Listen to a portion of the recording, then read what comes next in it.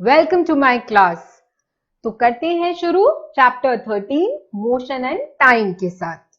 आज की क्लास में हमें बहुत फिजिक्स के लॉजिक जगाने हैं, so be very very attentive. Okay, so let's start. और मेरा सबसे पहला क्वेश्चन है जो बहुत बहुत बहुत सिंपल है। सब साइकिलिंग करते हैं, children love I mean doing cycling, enjoy करते हैं, मैं भी बहुत एंजॉय करती हूँ। तो यहीं से ही मेरा पहला क्वेश्चन आता है आपसे। आपको मुझे बताना है कि कोई भी चीज मोशन में होती है, रेस्ट पे होती है, ये हम कैसे डिसाइड करते हैं, है ना? तो आपके हिसाब से कुछ चल रहा है तो वो मोशन है, और कुछ नहीं चल रहा तो वो रेस्ट है। मैं बैठी होंगी तो मैं रेस्ट में हूं, और अगर मैं दौड़ रही हूं, मैं साइकिलिंग कर रही हूं, मैं रनिंग कर रही हूं, तो मैं मोशन में हूं। So when a body changes its position relative to its previous position is said to be in motion. ये है हमारी फिजिक्स की लैंग्वेज, राइट? तो हम जब फिजिक्स की बात करते हैं तो हमको बहुत स्पेसिफिक वर्ड्स यूज करने पड़ते हैं, बिकॉज उसके हिसाब से आपकी पोजीशन का चेंज होना इंपॉर्टेंट है। इन मोशन आपकी पोजीशन जो पहले है और जो बाद में है वो चेंज हो जाती है। बट अगर हम रेस्ट की बात करते हैं तो let's see how we define anything at rest. So when a body does not change its position relative to its previous position, it is at rest. This is what physics says. तो यानी अगर एक बच्चा यहीं पे था और मैंने उसको 5 मिनट बाद, 10 मिनट बाद, 15 मिनट बाद सो ऑन देखा, तो वो वहीं पे रहा, उसने 1 इंच भी आगे या पीछे मूव नहीं किया, we call that body at rest. Yes, so it is a very simple term, but yes, how will you define it changes when we are studying science. Now let's see, motion के बहुत सारे types होते हैं, और आपको थोड़ा सा hint सबके बारे में उनके नेम से भी मिल जाएगा, and I think you have studied that in the previous class also. So let's recall all of them one by one. क्योंकि कोई चीज मोशन में है तो ये तो बहुत ऑब्वियस है कि जैसा हमने अभी डिफाइन किया, उसकी पहले की पोजीशन और उसकी बाद की पोजीशन दोनों में डिफरेंस होगा। तो जब हम बात करते हैं रेक्टिलिनियर मोशन की, what comes to your mind? Rectilinear motion का मतलब होता है जब कोई भी ऑब्जेक्ट एक स्ट्रेट लाइन में मूव कर रही है। जैसा कि आप इन कार्स को देख सकते हैं, because when they are racing cars, right, तो उन सबके अपने अपने लेन्स होते हैं। तो जब उस लेन में वो बिल्कुल स्ट्रेट मूव करते हैं, हम उसको रेक्टिलिनियर मोशन बोलते हैं, जिसका मीनिंग है movement in straight line. Okay, then I'm talking about number 2, which is the circular motion. So when I'm talking about circular motion, नाम से पता चल रहा है, circle circle circle। तो जब हम सर्कल्स में मूव करते हैं वो हमारा सर्कुलर मोशन हो जाता है। और एक बहुत परफेक्ट एग्जांपल है हमारा सोलर सिस्टम, राइट? सो वहां पे सारी बॉडीज अपने फिक्स्ड ऑर्बिट्स में मूव करती हैं जो कि सर्कुलर इन शेप होते हैं। That is the perfect example of a circular motion. Now let's talk about rotational motion. Don't get confused between 2 and 3, जो बच्चे बहुत ज्यादा करते हैं, because नाम तो इसका भी rotational motion है, पर ये circular motion से किस तरह से डिफरेंट है। जैसा मैंने अभी बताया, सर्कुलर मोशन मतलब उनका जो ऑर्बिट होता है वो सर्कल्स में होता है, सर्कुलर शेप में होता है। बट जब हम रोटेशनल मोशन की बात करते हैं, मैं आपको दोबारा से याद कराती हूँ, जब हम अर्थ की एक्सिस की मूवमेंट की बात करते हैं कि अर्थ दोनों चीजें शो करती है, रोटेशनल मोशन भी और सर्कुलर मोशन भी। क्यों? क्योंकि जब कोई चीज रोटेट करती है तो वो अपनी एक्सिस पे घूमती है, जैसे ये पेन घूम रहा है। लेकिन अगर ये पेन सर्कुलर मोशन शो करेगा तो ये पेन सर्कुलर ऑर्बिट को फॉलो करेगा, like this. Got it? So when I am talking about rotational motion, it is like this on its own axis, जैसा कि ये टॉप घूम रहा है, लट्टू घूम रहा है। और जब हम बात करते हैं सर्कुलर मोशन की, it is around a fixed path in a circular motion like this. तो earth is a perfect example जो दोनों टाइप्स ऑफ मोशन शो करता है। इनफैक्ट आई वुड से तीनों टाइप, बिकॉज चौथा हमारा जो एस्पेक्ट है वो है पीरियोडिक मोशन, जो again exhibited by the earth. Now let's talk about what is a periodic motion. नाम से पता चल रहा है, पीरियोडिक का मतलब ये होता है कोई भी चीज जब एक फिक्स्ड इंटरवल ऑफ टाइम के बाद रिपीट होती है अपने मोशन में, उसको हम पीरियोडिक बोलते हैं, राइट? अर्थ के लिए कोई अलार्म तो सेट नहीं किया हुआ, या कोई बैटरी तो हमें चेंज नहीं करनी पड़ती कि वो थोड़ा टाइम घूमेगी फिर उसको कोई बताएगा, टाइमर फिक्स करेगा, जैसे आप अपनी वॉशिंग मशीन के साथ करते हैं, अपने एसीज के साथ करते हैं, या अपने घर में आप बहुत सारे वैक्यूम क्लीनर्स के साथ करते हैं। You have to instruct them कि वो कैसे चलेंगे, कब चलेंगे, कितनी देर चलेंगे, राइट। हम अर्थ को कोई भी इंस्ट्रक्शंस नहीं देते। वो एक रोटेशन के लिए या एक रेवोल्यूशन के लिए जितना टाइम चाहिए अपने आप उस जगह पे उतने सालों के बाद, उतने महीनों के बाद या उतने दिनों के बाद रिपीट करती है। So this is what is called a periodic motion. तो अर्थ में आपको सर्कुलर मोशन भी दिखता है क्योंकि वो अपने ऑर्बिट्स में चलती है, रोटेशनल मोशन भी दिखता है क्योंकि वो अपनी एक्सिस पे घूम रही है, और पीरियोडिक हम इसलिए बोलते हैं क्योंकि ये सारी चीजें आपने एसएसटी में पढ़ी होंगी कि कितना टाइम वो लेती हैं अपनी एक्सिस पे पूरा एक चक्कर घूमने के लिए। अपने ऑर्बिट में कितना टाइम लेती है वो हमेशा फिक्स्ड रहता है, वो कभी नहीं बदलता। Alright, so I hope with this all the 4 types of motions are clear to you.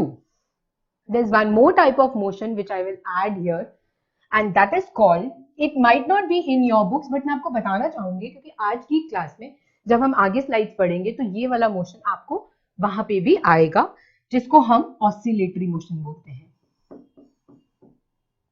अब नाम से पता चल रहा है ऑसिलेटरी है, ऑसिलेटरी या वाइब्रेटरी मोशन।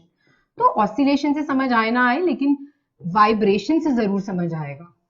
यस, क्योंकि वाइब्रेशंस क्या होती हैं, टू एंड फ्रो, जैसे झूला जाता है आगे पीछे। और to your surprise vibratory oscillatory motion भी पीरियोडिक मोशन का एक पार्ट है, क्योंकि ये जो टू एंड फ्रो मूवमेंट होती है वो भी पीरियोडिकली होती है, टाइम में कुछ भी लैग नहीं होता। आप झूला एक बार शुरू करोगे वो अपने आप टू एंड फ्रो होता है, जो पेंडुलम में होता है। और आज के चैप्टर में पेंडुलम एक बहुत बड़ा टॉपिक है, ये हम डिटेल में उस टाइम पे डिस्कस करेंगे।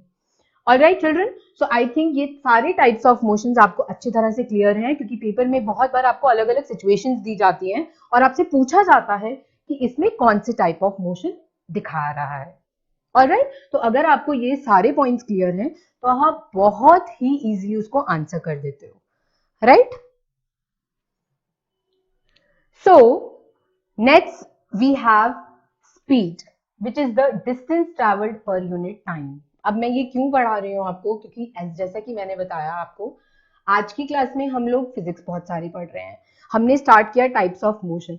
अब हम पढ़ेंगे जब कोई भी ऑब्जेक्ट, कोई भी चीज मोशन एग्जिबिट करती है तो उसका पेस क्या होता है, डिस्टेंस क्या होता है, टाइम क्या होता है। और डिस्टेंस और टाइम जब आपको पता चल जाता है तो आप स्पीड निकाल सकते हो, राइट, क्योंकि फॉर्मूला क्या कहता है, distance, speed is equal to distance per unit time. और एक चीज है जो फिजिक्स में बहुत इंपॉर्टेंट है, वो होती है हमारी यूनिट्स। जब भी आपको कोई न्यूमेरिकल आएगा आप उसको सॉल्व करोगे, कोई भी न्यूमेरिकल प्रॉब्लम आएगी, अगर आप उसको सिर्फ सॉल्व करके छोड़ देते हैं और उसकी यूनिट्स करेक्टली नहीं पुट करते, आपका एग्जामिनर हमेशा आपके मार्क्स कट करेगा, क्योंकि उसकी कोई वैल्यू नहीं है जब तक आप उसमें यूनिट्स नहीं लगाते हो। Alright, so always remember distance की standard international unit, SI unit क्यों, standard international, because that's internationally accepted, वो है मीटर्स।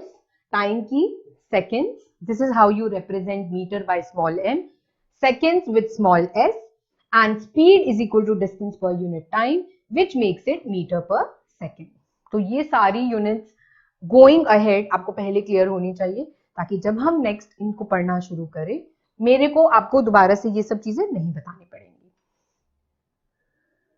एंड ये बताने के बाद अब मैं आपको बताती हूं कि जब हम बात करते हैं स्पीड को मेजर करने की या डिस्टेंस को मेजर करने की, तो अगर बहुत ही छोटा सा डिस्टेंस है, या इस इंच से लेकर उस इंच तक, या आपकी नोटबुक हो गई, या आपके आसपास आपका पेंसिल बॉक्स हो गया, आपका पिलो कवर हो गया, अगर आप कोई छोटी छोटी चीजें हैं वो आप अपने रूलर से मेजर कर सकते हो घर में, राइट, इंची टेप से कर सकते हो, and this is what is done.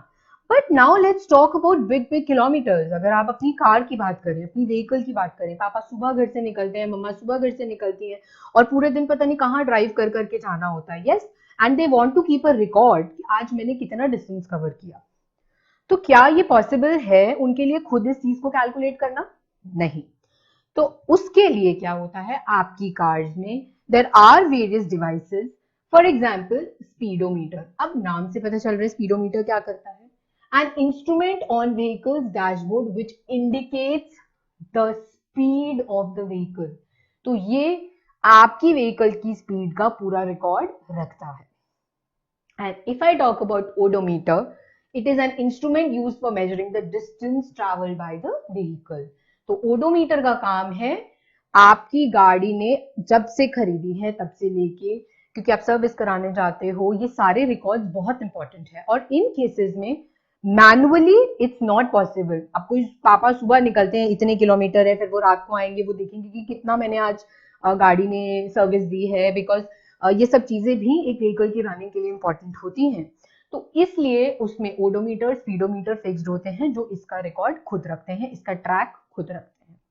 Right. तो नेक्स्ट टाइम जब आप कार में बैठोगे, डू ऑब्जर्व दीज. राइट. अब इसके साथ साथ आपको एवरेज स्पीड निकालनी आनी चाहिए. So it's very simple. आपने अभी पढ़ा स्पीड क्या होता है, डिस्टेंस अपॉन टाइम टेकन. जब हम एवरेज की बात करते हैं, जब भी हम किसी चीज का एवरेज निकालते हैं, तो लॉजिक वही है. आप क्या करते हो, टोटल सम. अगर न्यूमरेटर में हम डिस्टेंस की बात कर रहे हैं तो it will be the total distance travelled divided by the total time taken, जैसा मैंने अभी बताया. फॉर एग्जाम्पल, आपके पास 5 डिटेलिंग दी हुई किसी भी कार की. राइट.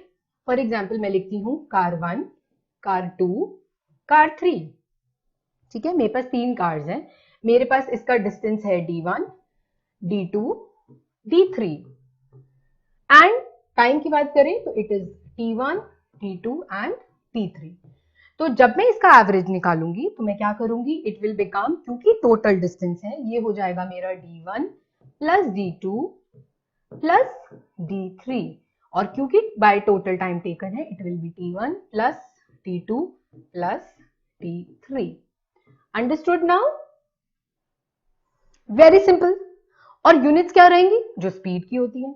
जो भी मेरा आंसर आएगा उसकी यूनिट्स हो जाएंगी मीटर पर सेकेंड, क्योंकि ये हमारी स्टैंडर्ड इंटरनेशनल यूनिट्स है. Yes children, it's meaningful. Okay. Now talk about type of motion. अब अगेन हमने मोशन पढ़ लिया, हमने ये पता चल गया कि जो भी ऑब्जेक्ट चलेगी वो कुछ मोशन ट्रैवल करेगी. लेकिन अब स्टैटिस्टिकली हम उसको कैसे पढ़ेंगे, ग्राफिकली हम उसको कैसे समझेंगे. तो मैं आपको बताना चाहती हूँ, जो हम मोशन पढ़ रहे हैं वो 2 पार्ट्स में डिवाइडेड है. One is a uniform motion and the second one is a non-uniform motion. It's non-uniform. पहले तो बात करते हैं यूनिफॉर्म. हम सब स्कूल में यूनिफॉर्म पहनते हैं. क्यों, क्या मतलब है यूनिफॉर्म का? यूनिफॉर्म का मतलब होता है सब एक जैसे, यूनिफॉर्मिटी होना. राइट. यही लॉजिक आप लगाओ फिजिक्स में जब हम यूनिफॉर्म मोशन की बात करते हैं. क्यों? क्योंकि मैं आपको कंपेयर कराती हूं किसी भी चीज का टाइम और डिस्टेंस से. क्योंकि अभी आपने पढ़ा, जब आपको किसी भी चीज का डिस्टेंस टाइम पता है तो आप स्पीड कैलकुलेट कर सकते हो. राइट. तो अब मैं किसी भी एक बॉडी की बात करती हूँ. मेरे पास एक कार है और मैंने क्या किया, मैंने उसको 0 सेकेंड्स में उसका डिस्टेंस नोट किया. मैंने 1 सेकेंड बाद उसका डिस्टेंस नोट किया. मैंने 2 सेकेंड्स बाद, 3, 4, 5, हर सेकेंड के बाद मैंने उसका डिस्टेंस नोट किया. और मैंने चाहा कि मैं उसको ग्राफिकली रिप्रेजेंट करके देखूं, क्योंकि उससे आपको बहुत क्लियर पिक्चर मिलेगी कि ये कार जो है वो कैसे चल रही है, किस टाइप ऑफ मोशन को फॉलो कर रही है. राइट. बच्चों, सबको ग्राफ्स बनाने आते हैं? अगर नहीं आते मैं आपको वो भी यहां सिखाऊंगी. सबसे पहले हम बनाएंगे एक्स एक्सिस, फिर हम बनाएंगे वाई एक्सिस. एक्स एक्सिस पे मैं रिप्रेजेंट करती हूँ अपना टाइम, जैसा कि आपने देखा 0, 1, 2, 3, 4, 5. तो मैंने यहाँ पे 1 second, 2 second, 3 second, 4 second, 5 second and extra 6 second रखा. एंड मैंने अपनी वाई एक्सिस पे डिस्टेंस को रिप्रेजेंट किया है, जो है 0, 1, 2, 3, 4, 5 मीटर्स. आप देख सकते हैं. सो यहाँ पे मेरा डिस्टेंस है इन मीटर्स और यहाँ पे मेरा टाइम है इन सेकेंड्स. अब मुझे प्लॉट करना है जो मेरी कार ने मुझे दिखाया. तो इसका मतलब जब मेरी कार 0 सेकेंड्स पे स्टार्ट हुई थी तो मेरा डिस्टेंस 0 मीटर्स कवर हुआ था. तो वो कहाँ आया, वो यहाँ आया, क्योंकि इस पॉइंट पे टाइम और डिस्टेंस दोनों ही 0 है। ठीक है, अब मेरी कार ने मूव करना शुरू, 1 सेकेंड हो गया, 1 सेकेंड के बाद मैंने डिस्टेंस चेक किया तो वो 1 मीटर था। फिर मैं आई यहाँ पे, क्योंकि 1 सेकेंड के बाद मेरी कार ने शो किया मुझे 1 मीटर का डिस्टेंस। फिर मैंने 2 सेकेंड के बाद चेक किया तो मेरी कार ने मुझे 2 मीटर्स का डिस्टेंस शो किया। फिर मैंने 3 सेकेंड्स के बाद चेक किया तो मेरी कार ने मुझे 3 मीटर्स शो किया। फिर मैंने 4 सेकेंड्स के बाद चेक किया तो मेरी कार का डिस्टेंस 4 मीटर्स था, and with 5 seconds it is again showing me 5 meters. ये सारे प्लॉट करने के बाद हमने इन सब पॉइंट्स को ज्वाइन करने की कोशिश करी, क्योंकि इससे मुझे पता चलेगा मेरी कार कैसे चल रही थी। तो क्या दिखा आपको, मेरी कार ने क्या किया, मेरा जो ग्राफ था वो बिल्कुल स्लैंटिंग स्ट्रेट लाइन है। यस, इस टाइप ऑफ मोशन को हम बोलते हैं यूनिफॉर्म मोशन, जो अगर आप ध्यान से देखो तो आप देखोगे मेरी कार ने कांस्टेंट स्पीड दिखाई and it covers equal distance in equal intervals of time. इसका क्या मतलब है, अगर मैंने 1 सेकेंड के बाद, आप हर लेवल पे चेक करो, हर लेवल पे 1 सेकेंड के बाद, 2 के बाद, 3 के बाद, 4 के बाद, 5 के बाद, आप देखोगे जो ही मेरा डिस्टेंस कवर था वो इक्वली था in equal intervals of time. यानी अगर मैं हर पॉइंट पे स्पीड निकालूं तो वो भी कांस्टेंट आएगी। फॉर एग्जांपल, अगर मैं 0 से स्टार्ट करती हूँ, अगर मैं यहाँ स्पीड निकालने की कोशिश करूंगी तो क्या होगा, distance upon time which is 0। अगर आप यहाँ निकालोगे which is 1 divided by 1, which is again going to be 1. अगर आप यहाँ निकालोगे it is 2 divided by 2, which is again 1. 3 divided by 3 is again 1. 4 divided by 4 is again 1. 5 divided by 5 is again 1. तो ये सारे लेवल्स पे हमारी स्पीड जो थी वो 1 थी, जो एक कांस्टेंट है, और ये सारी प्रॉपर्टीज होती हैं यूनिफॉर्म मोशन की। आई थिंक इससे ये पिक्चर बहुत क्लियर है। Yes? So how you define uniform motion? When a body travels at a constant speed and covers equal distances in equal intervals of time, that is called a uniform motion. अब मैं आपको example दूंगी non-uniform motion का. Alright? So let's see when we are talking about non-uniform motion, तो हमारी picture कैसी बनती है।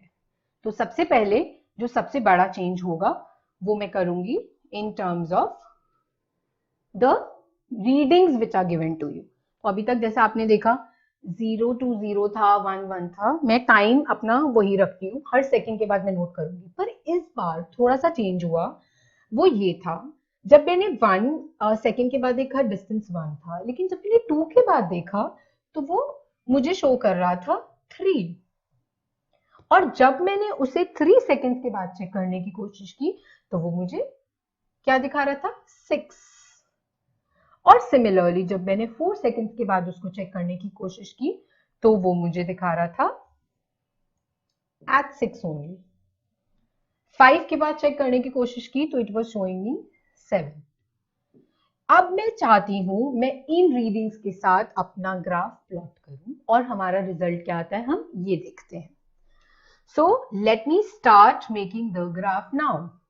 0 पे 0 इसका मतलब मेरा पॉइंट ये था, 1 पे 1 मेरा पॉइंट ये है, 2 पे 3 तो यानी जब मेरा टाइम 2 था, मेरा पॉइंट, मेरा डिस्टेंस 3 था तो वो यहां आया, और जब 3 पे पहुंची तो वो 6 हो गया, तो यानी 3 पे जब मैं थी तो मेरा पॉइंट जो था वो 6 आ गया।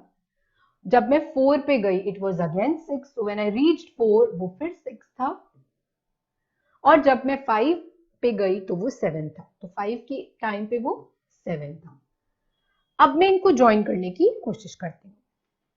So जब मैंने उसको ज्वाइन करने की कोशिश की तो वो कुछ इस तरह से आया मेरे पास, राइट? तो इसका मतलब मेरी कार कुछ ऐसा ट्रैक फॉलो कर रही थी, कुछ ऐसा मोशन फॉलो कर रही थी। अब आप क्या कहना चाहेंगे, क्या आपको लगता है इस बारी कार ने equal distances in equal intervals of time follow किया? क्योंकि जब आप इन पॉइंट्स पे स्पीड निकालोगे आपकी स्पीड हर जगह पे अलग आएगी। If you divide 1 by 1 speed आएगी 1। If you divide here it will be 3 by 2। If you divide here it will be 6 by 3 which is nothing but 2। Here if you divide it will be 6 by 4 and here if you see it will be 7 by 5। आप अगर इसको decimals में लोगे तो आप देखोगे कि हर point पे हमारी स्पीड जो थी वो सेम थी, वो कांस्टेंट नहीं थी as per uniform motion. So such type of a motion where you are not having equal distances in equal intervals of time. In fact, when a body does not travel at a constant speed and covers unequal distances, in equal intervals of time, the body is said to be in non-uniform motion. And for such cases, the graph is never a straight line. You can see it is always be a curved line. It is never going to be a straight line like this. Here it is a graph for uniform motion. This is a graph for non-uniform motion. And what about this? ये बहुत simple है।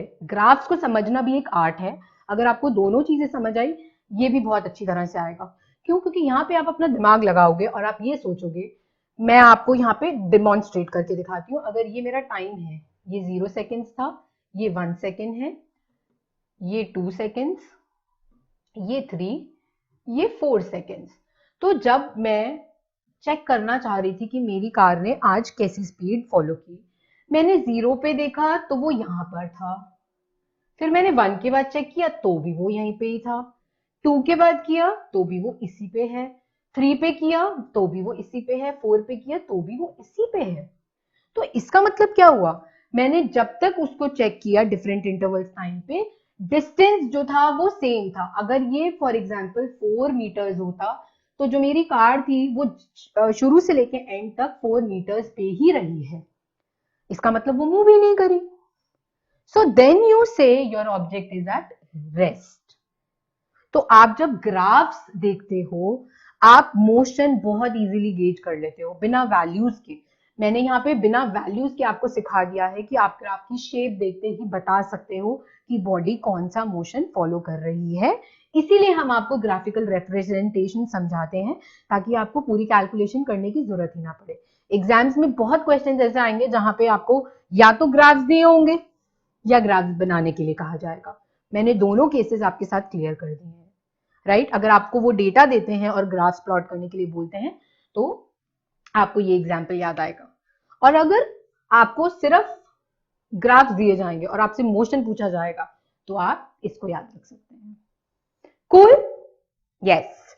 So let's talk about measurement of time now. हमने measurement of speed देख ली, measurement of motion देख लिया, अब हम बात करेंगे मेजरमेंट ऑफ टाइम की। तो आप कहोगे इसमें क्या बड़ी बात है, घड़ी पहनो टाइम मेजर हो जाता है। पर घड़ी इतनी पहले, हमारे टाइम से हम घड़ी देख रहे हैं, but ask your ancestors, ancient times, घड़ी उस टाइम से ही अवेलेबल नहीं है।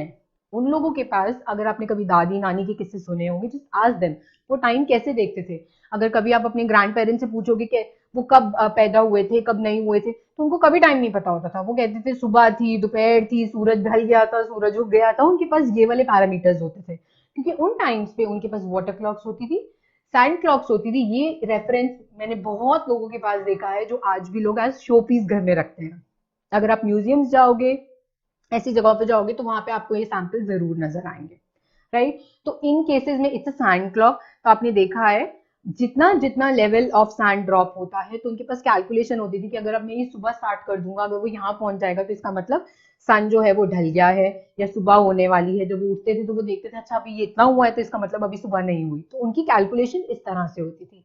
वाटर क्लॉक में वाटर का कंटेंट, सिमिलरली उनके पास एक अंदाजा था कि अगर पानी इतना जा रहा है और इतना कलेक्ट हो गया है तो अभी सूरज ढला होगा या नहीं ढला होगा, राइट? सन डायल, सन डायल में सन की पोजीशन से चेक किया जाता था, जो आज भी बहुत सारे लोग सनफ्लावर को रिप्रेजेंट करते हैं उसके लिए, उसकी डायरेक्शन से वो लोग बताते हैं कि दिन का कौन सा पहर चल रहा है, जो सनफ्लावर है वो किसकी तरफ झुका हुआ है। सो सिमिलरली सन डायल भी इसी कॉन्सेप्ट पे चलता था। And in Jantar Mantar you can see all such things कि किस तरह से एंशिएंट टाइम्स में लोग टाइम को मेजर करते थे। ये सब प्रैक्टिसेस आज फॉलो नहीं होती, यस, बट आज इन सबको हम म्यूजियम्स में रखते हैं बताने के लिए कि पहले के टाइम में टाइम्स कैसे मेजर किए जाते थे। Now let's talk about the present time, जिसमें पेंडुलम एक बहुत बड़ा रोल प्ले करता है। ये मैंने आपको क्लास की स्टार्टिंग में बताया था आज कि हम पेंडुलम के बारे में पढ़ेंगे, क्योंकि पेंडुलम जो है वो ऑसिलेटरी मोशन को फॉलो करता है, अगर आपको याद होगा। And what is an oscillatory motion? To and fro motion. To fro जो एक पेंडुलम करता है। सबने पेंडुलम देखा है। पेंडुलम का लॉजिक क्या है?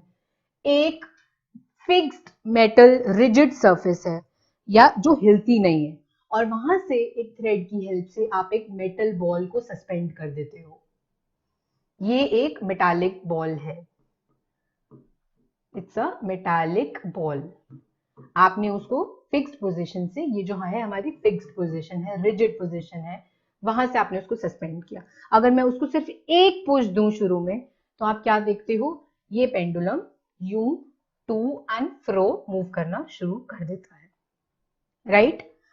So pendulum is a weight suspended from a point so it can swing freely, which actually happens. But हम इसको कैसे यूज कर रहे हैं टाइम को मेजर करने के लिए? तो मैंने क्या किया, मैंने पेंडुलम की पोजीशंस को 3 हिस्सों में डिफरेंशिएट किया। सबसे पहला है ए पॉइंट, दूसरा है ओ पॉइंट और तीसरा है बी पॉइंट। ये तो हो गई हमारी मीन पोजीशन, और ये है हमारी दोनों ही एक्सट्रीम पोजीशंस। ओके, ये भी एक्सट्रीम है और ये भी एक्सट्रीम है। तो जब आप स्टार्ट करते हैं, आप पेंडुलम को यहां से थोड़ा सा पुश यहां तक देते हैं, छोड़ देते हैं, it comes back here, then it comes back here.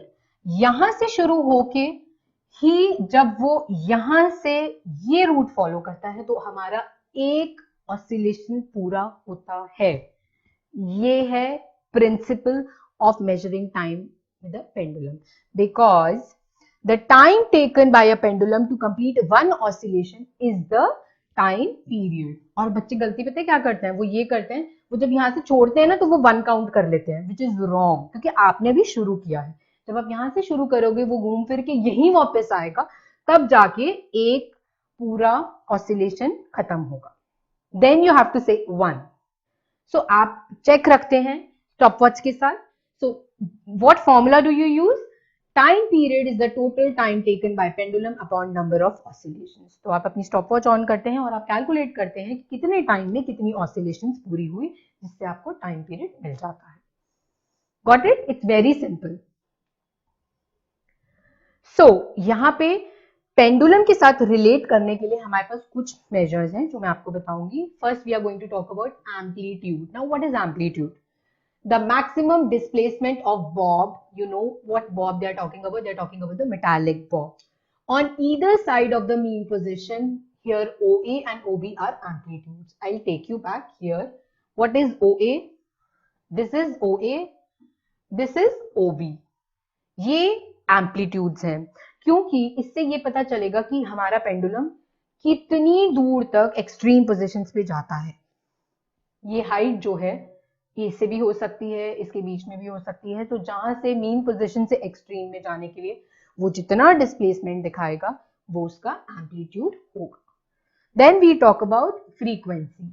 What is frequency? It is the number of oscillations completed by the pendulum in 1 second. जो मैंने आपको बताया कि हम टाइमर स्टॉपवॉच से चेक करेंगे कि 1 सेकेंड में पेंडुलम ने मीन पोजीशन से स्टार्ट किया। आप कहीं से भी स्टार्ट करो, आपको चेक वहां से रखना है। आप मीन से स्टार्ट कर सकते हो, आप एक्सट्रीम से भी स्टार्ट कर सकते हो, तो आपका काउंट वैसा ही होगा। अगर आप एक्सट्रीम से स्टार्ट करोगे, फॉर एग्जाम्पल आपने बी से स्टार्ट किया, तो वो बी से जाएगा ओ पे, ओ से जाएगा ए पे, ए से फिर आएगा ओ पे, और ओ से फिर आएगा बी पे। अब मेरा एक ऑसिलेशन कंप्लीट हुआ है। आपको चेक उसी तरह से रखना है। तो 1 सेकेंड में जितनी बार आपका पेंडुलम ऑसिलेशंस कंप्लीट करेगा, वो उसकी फ्रीक्वेंसी है, और उसकी जो यूनिट्स है वो है हर्ट्ज। ये सब चीजें आपको याद रखनी है और उसका एक नोट करना है। ऑलराइट, फिर उसके बाद पेंडुलम का जो यूज है, आपने बहुत सारी वॉचेस में देखा होगा, टिक टॉक। आज भी वो वॉचेस में यूज होता है, which is to and fro. You see a small bird sitting, और वो ऐसे ऐसे हिलता है, और कई बार जब 12 बज जाते हैं, 1 बज जाता है, यानी after every hour that will give you a tone voice, ये बताने के लिए कि 1 घंटा पूरा हो गया है। right? So this was the pendulum clock which was invented by Christian Huygens. Okay, and then now what we are following, it's the quartz clock. It's a machinery जो कि टेक्नोलॉजिकली एक एडवांस्ड वर्जन है. अभी हमें कोई tension नहीं है, घड़ी पहनी हुई है, सारा दिनचर्या, और everybody have their wrist watch, wall clocks they have, so time is not a problem. But उस टाइम के बारे में सोचो जब घड़ियां होती नहीं थी. This is how science has evolved. आपने देखा खुद, ये जर्नी देखी कहाँ से शुरू हुए थे. वो जो वाटर क्लॉक्स थे, सैंड क्लॉक्स थे, ये सब चीजों को, सन को देख के आप टाइम गेज किया करते थे लोग. और अब देखो किस तरह से ये एवोल्यूशन हुआ, और अब किसी के पास इतना टाइम ही नहीं है, आई वुड से, कि वो सैंड क्लॉक को बैठ के ऑब्जर्व करे. हम लोग बहुत बिजी हो गए हैं, राइट? सो हमारा काम टेक्नोलॉजी ने कितना इजी कर दिया है, साइंस ने कितना इजी कर दिया है. So it feels good to tell you everything, and I hope you also enjoyed the class today. और ये जितनी सब चीजें पढ़ी हैं, put them into practice. It will really help you. And on that note I take a leave. Bye.